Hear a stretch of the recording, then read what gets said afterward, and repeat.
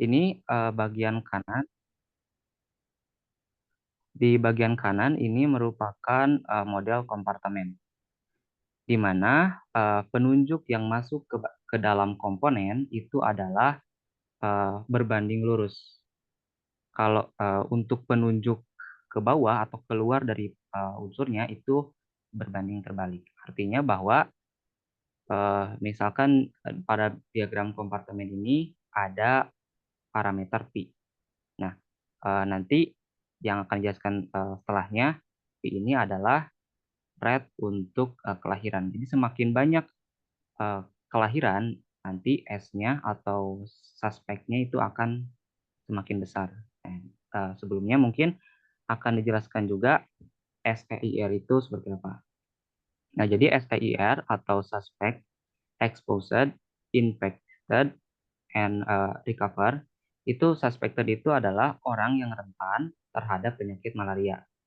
Nah, exposed itu adalah orang yang sudah terpapar tetapi belum kelihatan gejalanya.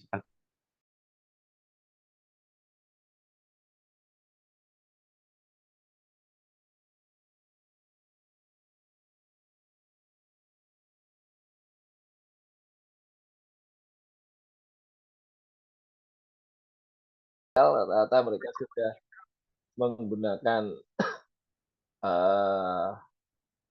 password ya, tapi pada umumnya di media sosial masih ada beberapa masyarakat yang password itu dibuatkan pada saat membeli handphone. Ini juga merupakan salah satu bahaya yang mungkin dapat kita edukasi.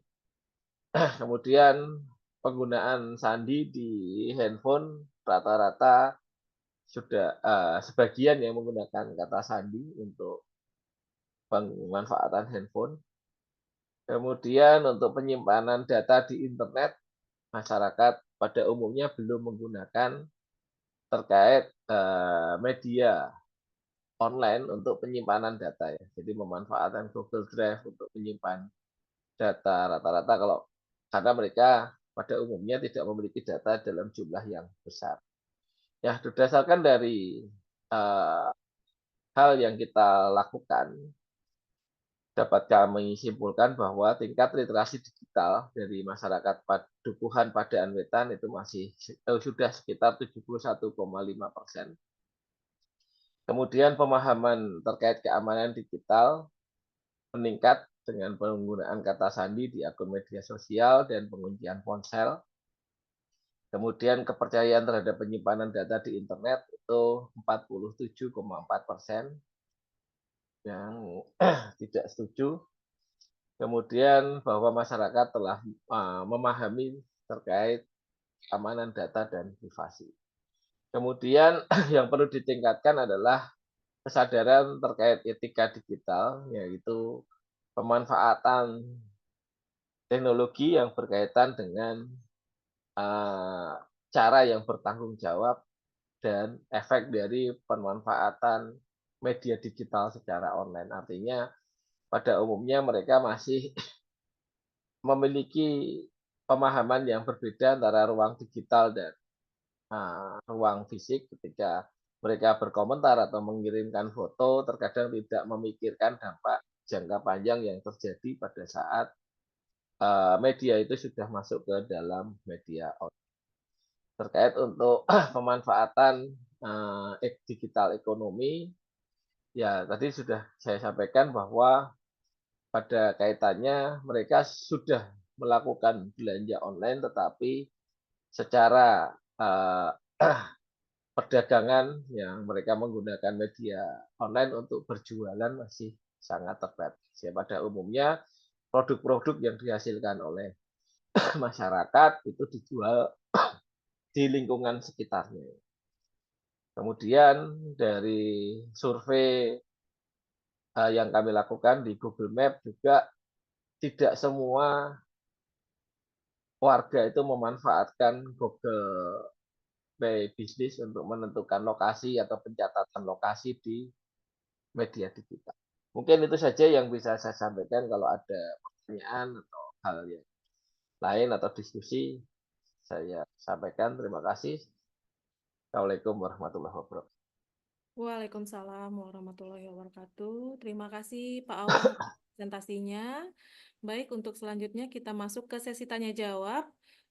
Kepada Bapak-Bapak yang hadir di kelas C ini dipersilahkan untuk memberikan pertanyaan terkait materi yang sudah disampaikan oleh Bapak Awang. Silakan Bapak-Bapak.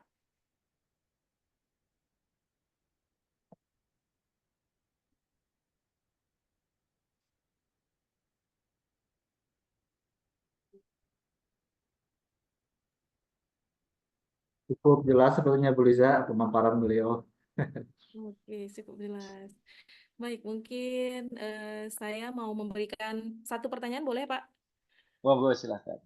Ya, tadi seperti yang Bapak sampaikan mengenai penggunaan aplikasi judi online ya Pak, ada beberapa yang menggunakannya dan mereka tidak mengetahui dampak terhadap penggunaan aplikasi itu.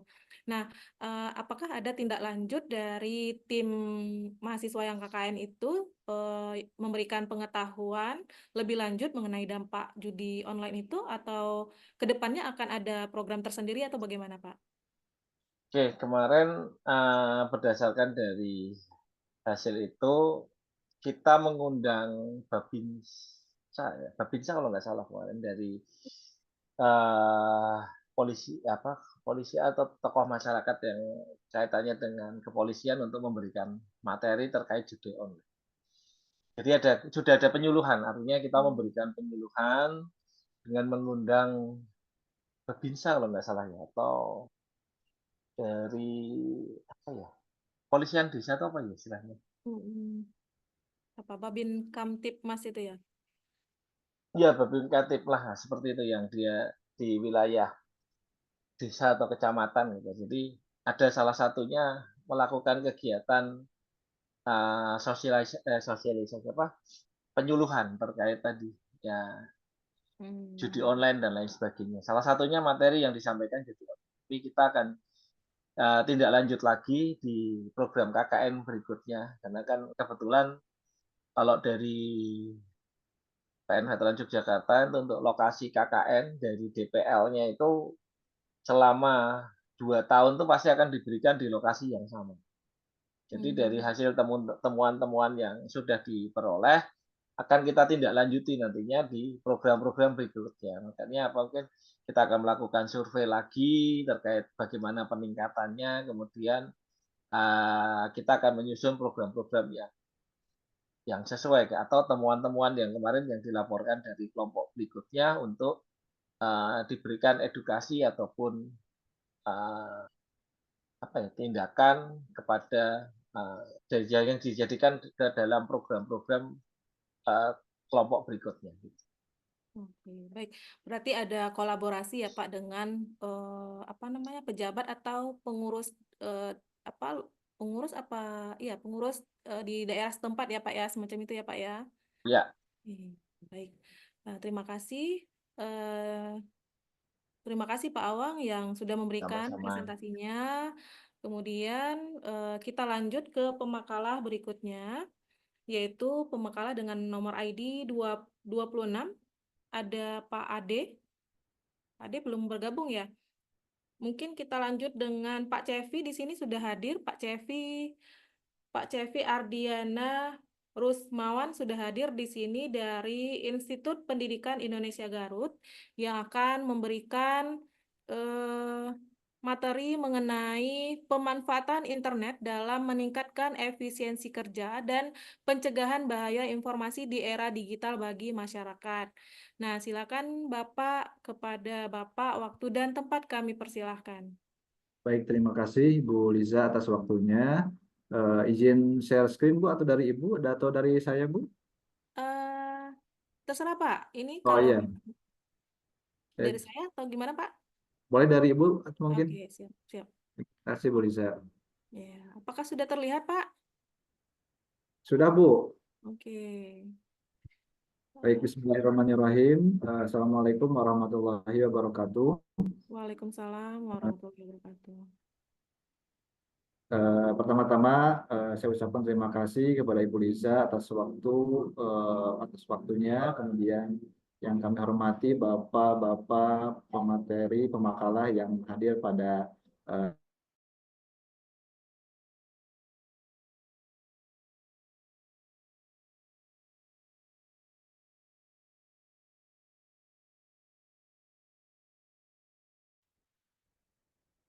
Nah, kalau tidak ada, mungkin karena waktu sudah masuk ke ID makalah yang kedua ya, 1354, mungkin untuk waktu Pak Imam, saya tutup di sini. Kita beri aplaus ke Pak Imam. Nah, ya, terima kasih Pak Imam. Selanjutnya untuk ID yang pertama sebenarnya Pak Amik Fahmi. Udah ada di dalam ruangan ini, Pak Amik? Siap, Bapak. Sudah hadir. Siap. Ya. Masih pakai baju batik habis dari ini tadi kondangan. Iya. Oh gitu. Ya, Pak.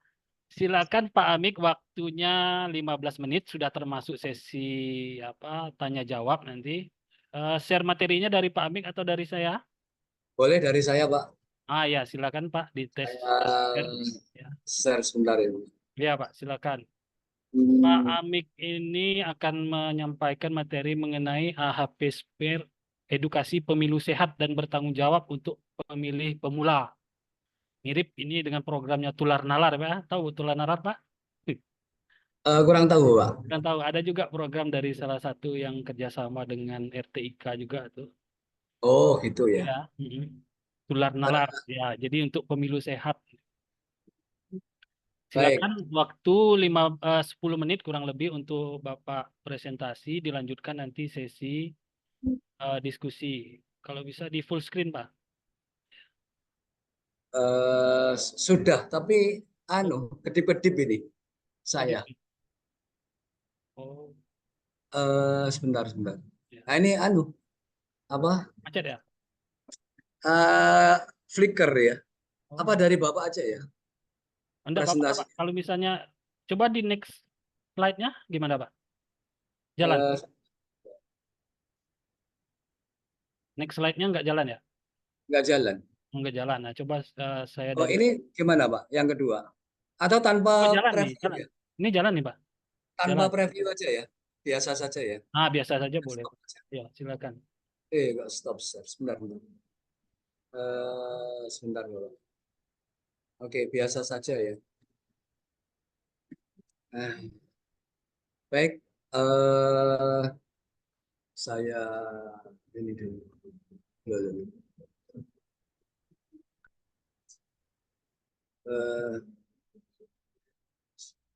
Bisa dilihat, silakan, Pak. Iya ini. Sebentar, saya tak kedip-kedip. Baik, saya mulai. Terima kasih atas waktu yang telah diberikan kepada kami.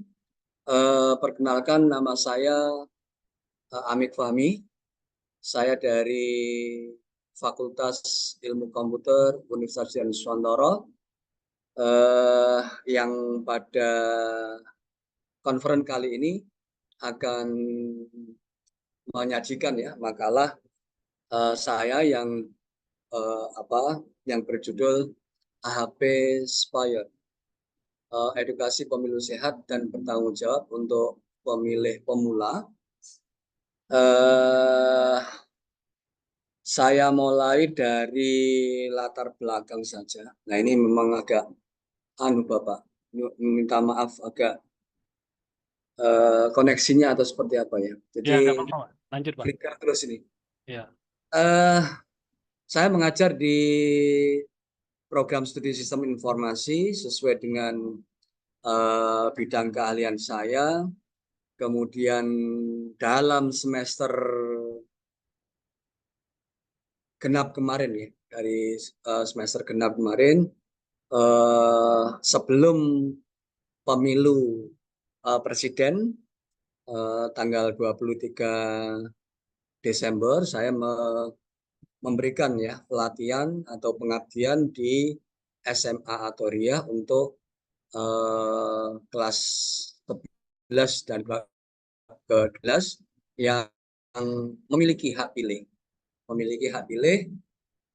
dan terdaftar di di DPT gitu. Kemudian saya mencoba bagaimana pemilih pemula ini bisa terlibat aktif, kemudian tidak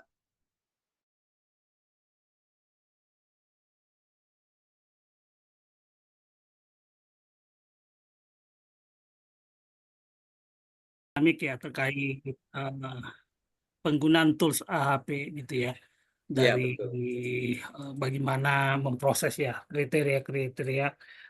Cuma tadi dari sisi slide itu kan kebanyakan dari berbicara mengenai teori gitu ya, teori Ya. tentang AHP. Tetapi dari sisi tadi saya belum mendapatkan nih hasil dari kriteria pemilihan untuk pemilu tadi gitu ya. Ketika misalnya tadi Bapak berbicara mengenai apa pada saat Pilpres gitu misalnya.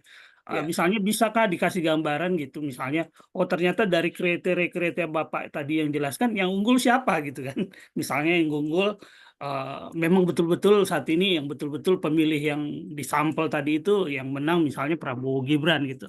Dibanding dengan kriteria misalnya apakah sesuai dengan pakemnya sekarang atau gimana gitu. Atau misalnya memang yang menang berdasarkan punya Bapak itu Anies gitu loh, Anies Muhaimin misalnya seperti itu. Mungkin bisa seperti itu gambarannya Pak. Baik, Silakan, langsung Pak. dijawab ini. Ya, Langsung silakan dijawab. Pak Mik. Begini Bapak, karena kami ini tidak boleh diwanti-wanti dari kepala sekolah, nggak boleh terang-terangan untuk memberikan contoh, saya berikan hanya ABC gitu ya. Di dalam praktikum saya berikan dalam bentuk Excel. Excel itu sudah ada rumusnya, kemudian mereka tinggal memasukkan, yang paling gampang itu adalah Excel, karena memang kalau mengajari dengan menggunakan software AHP-nya sendiri butuh waktu. Di Excel itu mereka rata-rata sudah bisa. Saya berikan kriterianya seperti ini, dia tinggal merubah-rubah. Kalau misalnya spiritual itu nilainya lebih tinggi dari yang lain, misalnya relasional, ya silakan diberikan nilai lebih tinggi. Secara otomatis nanti akan memberikan penilaian terbaik. Nah, saya hanya memberikan calon karena ada 3 capres gitu ya. Saya memberikan A, B, dan C gitu ya. Nah, kemudian setelah dilakukan sambil diskusi tanya jawab itu yang unggul itu adalah C. Saya tidak menyebut C itu siapa, B itu siapa, tidak, tapi dari nilai-nilai yang dimasukkan tadi. Jadi kriterianya dimasukkan. Misalnya untuk spiritual dengan relasional itu Anda nilai lebih tinggi mana? Oh, akhirnya rame. Oke, kita masukkan. Kemudian otomatis yang spiritual misalnya nilai lebih tinggi daripada relasional, ya. Sampai dengan terakhir kemudian didapatkan ranking urutan. Ya sebenarnya selisihnya tidak banyak karena hampir rata-rata banyak, rata-rata ini. Nah yang tertinggi itu kemarin 36 dari 3 calon, 36, 33, 32 atau berapa itu ya. Jadi saya hanya memberikan berarti pilihan secara rasional jatuhnya adalah pada calon C gitu. Itu Pak Anwar. Jadi tidak tegas apakah Anies, Prabowo atau bukan ya, bukan. Oke, Jadi hanya baik. memancing bagaimana siswa itu tumbuh critical thinking-nya gitu aja. Oke, gimana Pak Anwar? Iya, ya kita masuk akal ya. Iya. Mungkin ya sebenarnya Bapak Pak Amik ini tahu sebenarnya ya kan hasilnya Ya, bagaimana gitu aja, cuma nggak mau dipaparkan aja. Oke. Ya Pak Amik, saya juga ada pertanyaan jadinya ini kan judulnya oke, kan, edukasi pemilu sehat. Tapi apakah ya. pemilunya yang sehat atau si pemilihnya yang sehat ini? Iya, iya. Begini Bapak, yang pemilu sehat itu yang saya maksudkan adalah siswa diberikan penalaran atau critical thinking, dia lebih melihat calon, tetapi bagaimana mereka ikut berpartisipasi, ya tidak ada kecurangan dan seterusnya. Termasuk mereka sadar sekali bahwa pemilu itu adalah seperti kalian memilih OSIS, gitu ya. Iya. Jadi saya tarik dari Baik, Bismillahirrahmanirrahim. Mohon izin sebelumnya terima kasih Bu Rini atas pemaparannya yang luar biasa ya. Apalagi kan memang Canva ini penting gitu ya untuk murid-murid gitu. Nah, mungkin ada beberapa pertanyaan Bu Rini terkait apa saja kendala-kendala yang dihadapi selama pendampingan. Karena pernah juga saya melakukan ada pelatihan Canva, kadang ada aja gitu kendala-kendala gitu ya. Mulai dari elektronik, mulai dari kemauan dari siswanya atau gimana. Mungkin dari penelitian kali ini yang Bu Reni lakukan apa saja Bu? Kendala-kendala yang dihadapi apakah ada dari internal? Terima kasih. Baik, Pak Ihsan, terima kasih pertanyaannya. Pasti kalau untuk pertanyaan kendala pasti ada ya Pak ya. Ketika kami lakukan itu pun sama. Padahal ini objek negeri ya Pak. Itu kami lakukan ada yang di lab, ada yang tidak. Karena memang faktor sarana ya di sekolahnya sarananya kurang, belum memadai untuk kami lakukan sebanyak misalkan langsung 149, jadi kami tahap bertahap dan itu kami lakukan pakai handphone ya, jadi selama pendampingan itu pakai handphone dan ya mohon maaf Pak kalau misalkan di objek kami di Mitra itu pesertanya mungkin namanya siswa juga SMK-nya SMK negeri memang, tapi mungkin background eh, apa keluarga atau ekonomi eh, mungkin tidak ada gitu ya atau kurang. Jadi memang kami ada beberapa mahasiswa kami yang hanya itu diberikan kepada mereka. Memang sebenarnya kan untuk membawa handphone mereka itu datang pas sekolah, tapi ada yang nggak punya handphone. Jadi saat itu kami lakukan mahasiswa kami suruh berperan untuk memfasilitasi handphone mereka untuk mereka bisa menggunakan atau mempraktekkan Canva dan kan keterbatasan seperti sarana sih Pak kalau di kami kemarin. Dan siswanya juga Pak. Jadi kami tuh sebelum melakukan aktivitas sama itu mesti eh, apa ya cari-cari senang-senang mereka dulu gitu. Jadi nggak langsung ke materi.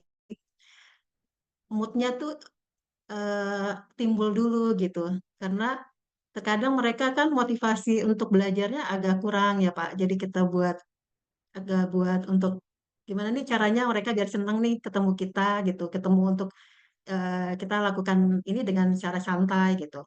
Gitu sih Pak. Makanya kadang mahasiswa kami sarankan untuk buat lelucon dikit-dikit gitu setelah setelah saya misalkan memberikan materi, mereka mendampingi itu ada sesi yang tidak seluruhnya materi Canva gitu, ada sedikit-sedikit game-game gitu. Itu mungkin. Itu mungkin Pak Ihsan. Terima kasih Bu, jelas banget. Ya, Ya, baik. terima kasih Pak. Terima kasih Pak Ihsan, terima kasih Bu Reni. Menarik ya Bu ya. Ya Pak. Karena sebenarnya saya ada pertanyaan Bu, tapi kan karena kita terbatas waktu, ini menarik sekali Bu. Oke, baiklah untuk Ya, Bu. selanjutnya kita Boleh undang saya Bu? kepada iya Pak Ihsan ini ID Makalah 18. Gimana laptopnya Pak? Aman Pak? Wah, aman nih Bu. Aman ya Pak? Alhamdulillah. Oke Bapak, Siap. silahkan.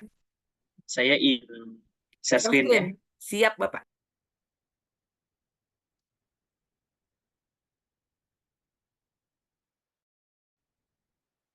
Saya nggak Bagaimana Pak? nggak bisa share screen saya. Kenapa begitu? Apa yang terjadi? Gimana ya? Oh ya, ada.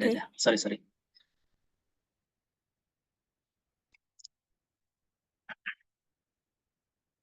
Sifatnya berarti real time ya Pak ya. Berarti dia real time ya Pak ya. Real Ketika time, ada Ibu. ini Betul. langsung memberikan laporan. Betul Ibu. Oke, baik. Terima kasih Pak Teguh Siap, atas Ibu. informasinya. Terima kasih kembali. Baik, selanjutnya yaitu peserta dengan nomor ID 35 yaitu Bapak Purnomo Sidik yang akan memberikan materi terkait dengan literasi digital pada masyarakat, etis bermedia sosial, aman dan nyaman. Kepada Pak Purnomo Sidik, waktu dan tempat kami persilahkan. Nanti habis Pak Purnomo Sidik, Ibu Ledi ya, Ibu Ledi ya. Ya, Ibu, terima kasih Mbak Liza. Saya mulai, suaranya sudah terdengar? Ya, Sudah oke Pak. oke.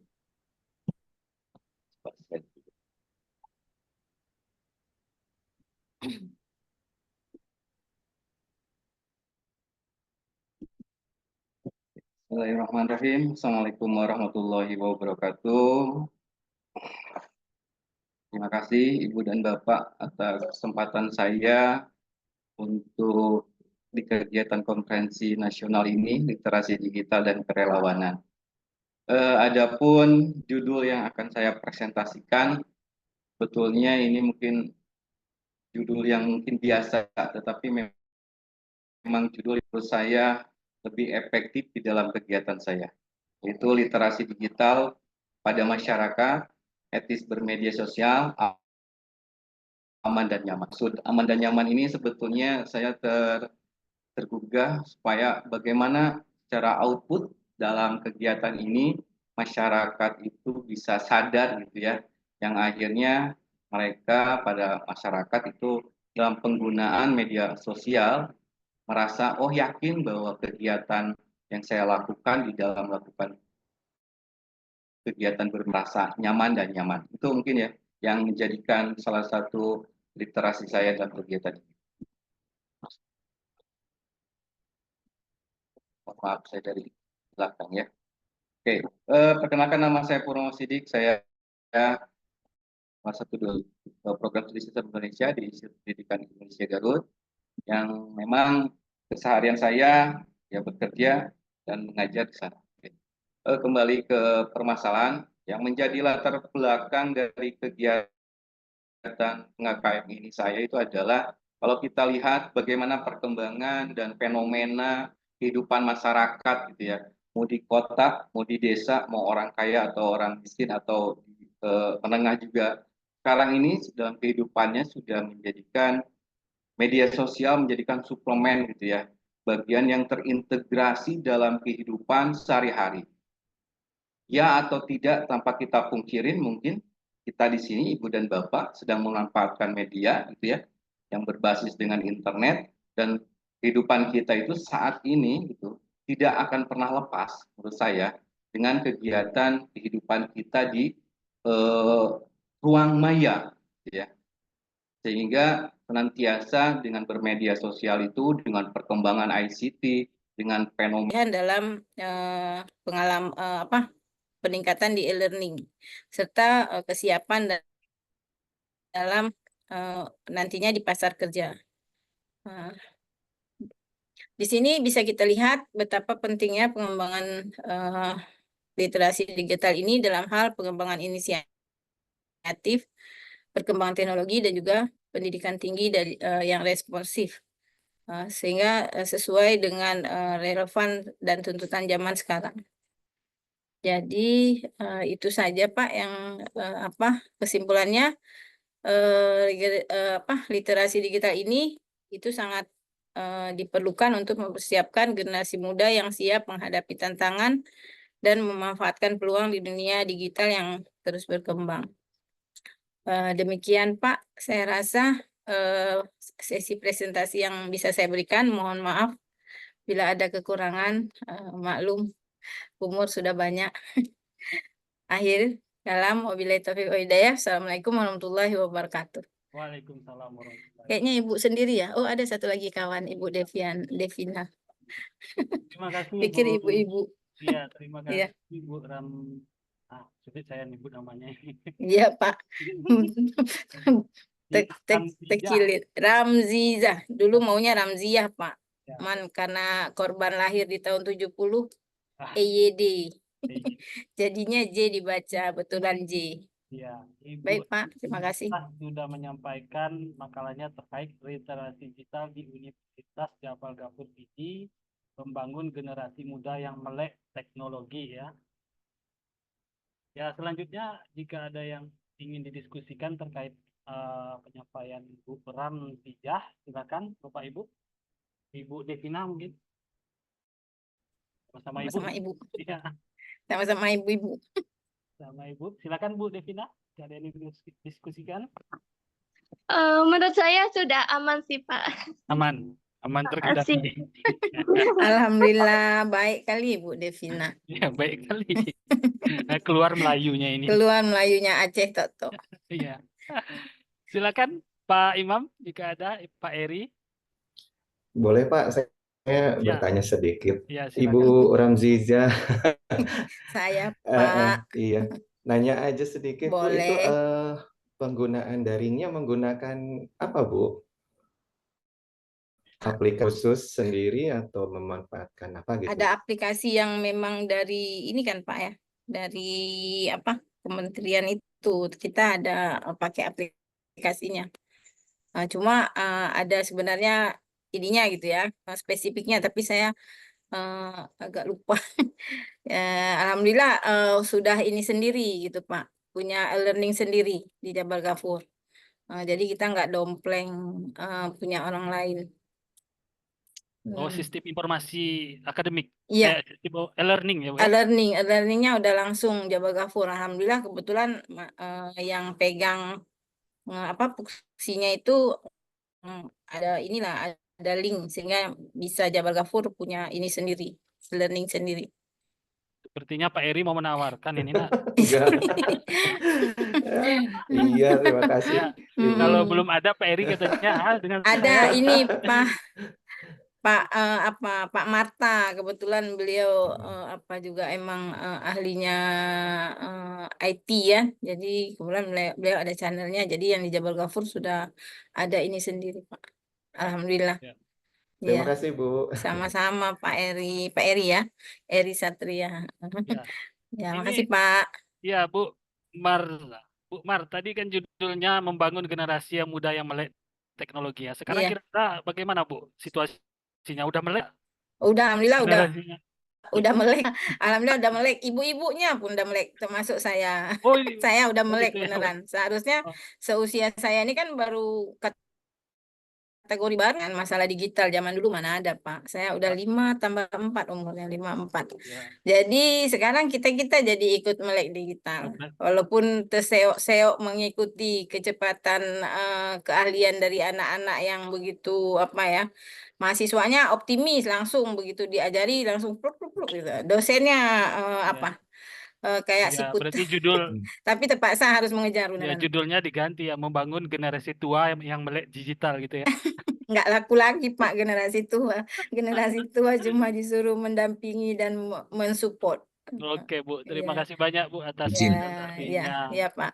Ya, kita beri aplaus kepada Ibu Ramzijah. Iya, baik Pak. Terima kasih. Ya, terima kasih Bu. Ya. Selanjutnya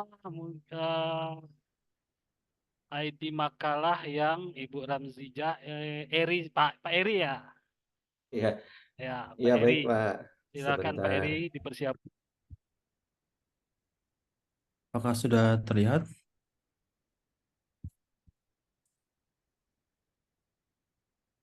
Oke. Assalamualaikum warahmatullahi wabarakatuh. Terima kasih dan mohon maaf atas keterlambatan saya tadi lagi di jalan gitu. Jadi mohon maaf saya baru bergabung untuk mempresentasikan karya ilmiah kami atau penelitian kami dengan judul Implementasi Machine Learning untuk Prediksi Penyakit Jantung Menggunakan Algoritma SVM.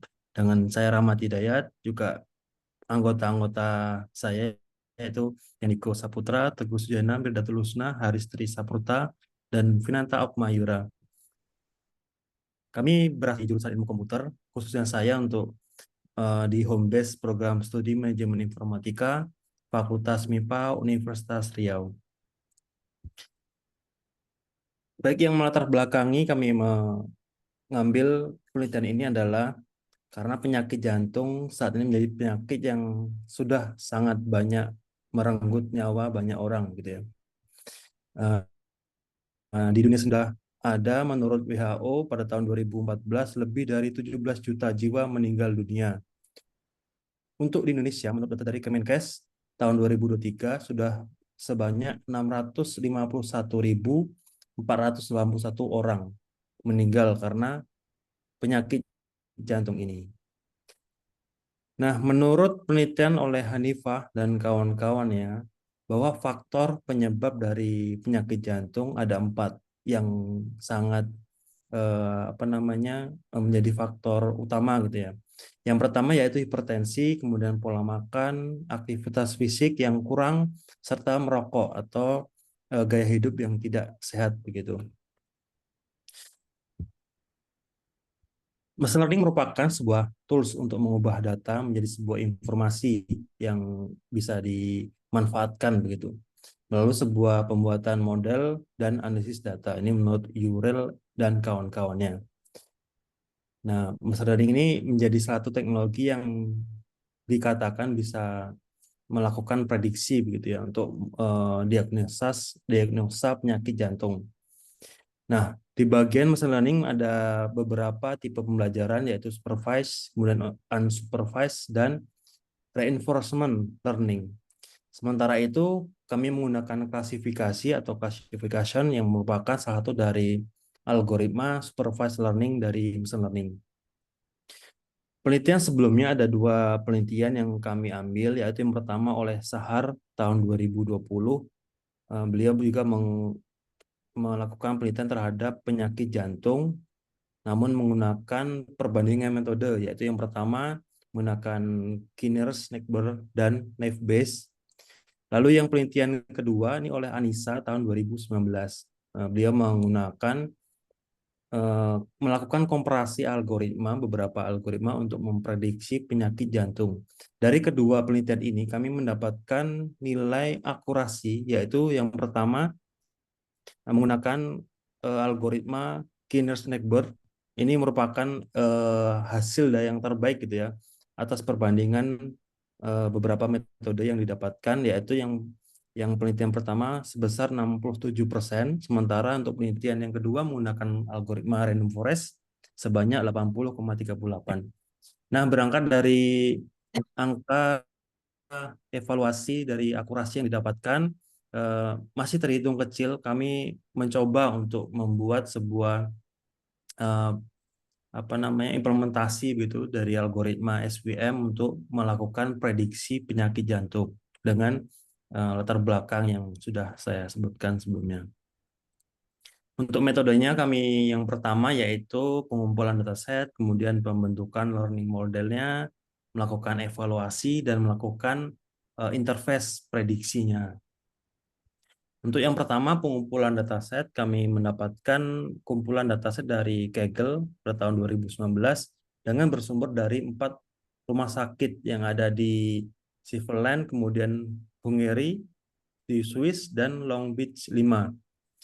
Nah, atribut yang didapatkan yaitu sebanyak 14 jenis atau 14 kolom dengan usia, jenis kelamin, kemudian tekanan darah, ada kolesterol, sampai yang terakhir adalah labeling atau yang disebut target dari datasnya. Nanti saya akan tampilkan. Untuk yang kedua, penggunaan algoritma SVM. Nah, SVM ini merupakan algoritma yang cukup populer semenjak tahun 1963. Ini sudah banyak sekali digunakan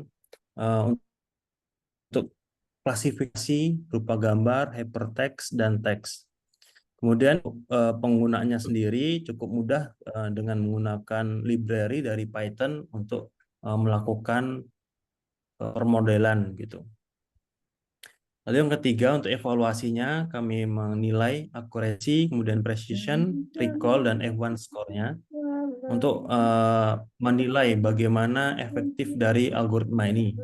Lalu setelah itu kami melakukan visualisasi ataupun interface dari model yang sudah kebentuk untuk mendapatkan hasil ataupun mendapatkan kesimpulan apakah dengan beberapa parameter yang kita inputkan apakah orang tersebut memiliki penyakit jantung atau tidak gitu. Kami menggunakan Streamlit yang masih gratis gitu untuk bisa diakses dengan mudah melalui sebuah situs web. Untuk hasilnya yang pertama terkait dengan dataset, kami mendapatkan tadi yang saya bilang sebelumnya 14 kolom ataupun 14 atribut yang berisikan tentang usia, jenis kelamin, tekanan darah, kemudian kolesterol hingga ke target yang tadi saya bilang. Target adalah di sini adalah hasil dari data dari rumah sakit bahwasanya pasien dengan misalkan yang poin pertama ini pasien dengan usia 64 tahun berjenis kelamin 1 itu untuk laki-laki memiliki CP, kemudian tekanan darah 128, kemudian kolesterol 263, sampai ke akhir dengan kesimpulan yang pasien nomor 1 adalah berpenyakit jantung gitu. Juga pasien yang nomor 2 yaitu usia 52 tahun dengan jenis kelamin laki-laki sampai ke kolom yang terakhir target 0 artinya tidak memiliki penyakit jantung. Nah, kami mendapatkan kurang lebih 1024 data ataupun baris dari riwayat dari pasien yang sudah terhimpun tadi dari Kaggle, mengatakan bahwa data ini bisa dilakukan untuk proses permodelan menggunakan algoritma SPM tadi. Nah, didapatkan ketika sudah mendapatkan modelnya, kami menghitung skor evaluasi yang menjadi tili ukur dibandingkan dengan penelitian-penelitian sebelumnya. Jadi berpikir komputasi ini lekat dengan informatika. Memang betul, langkah-langkahnya itu secara informatika memang ada dan dipelajari. Tetapi untuk berpikir saya dan Pak Denny untuk mempresentasikan penelitian kami yang berjudul Analisis Kompetensi Literasi Digital Aparatur Pemerintah Desa dalam Meningkatkan Kualitas Pelayanan Publik. Next, Pak.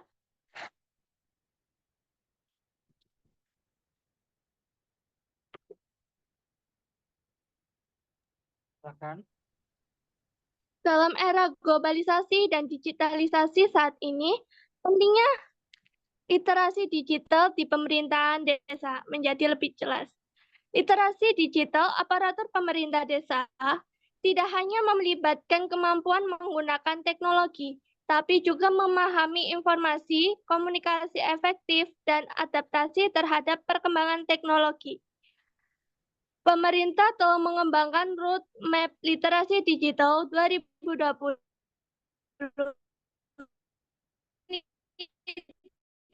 di berbagai kalangan masyarakat, termasuk aparatur pemerintah desa, melalui program edukasi literasi digital yang terdiri dari 4 pilar, yaitu etika, budaya, keterampilan, dan keamanan digital.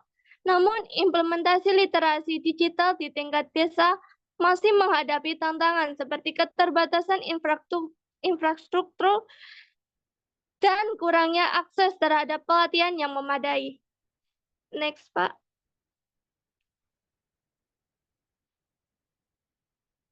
Next, Pak. Metode penelitian yang kami gunakan adalah kualitatif deskriptif dan lokasi penelitian di Desa Kepatian, Kecamatan Mengati, Kabupaten Gresik. Proses pengumpulan data ada 3 melalui wawancara.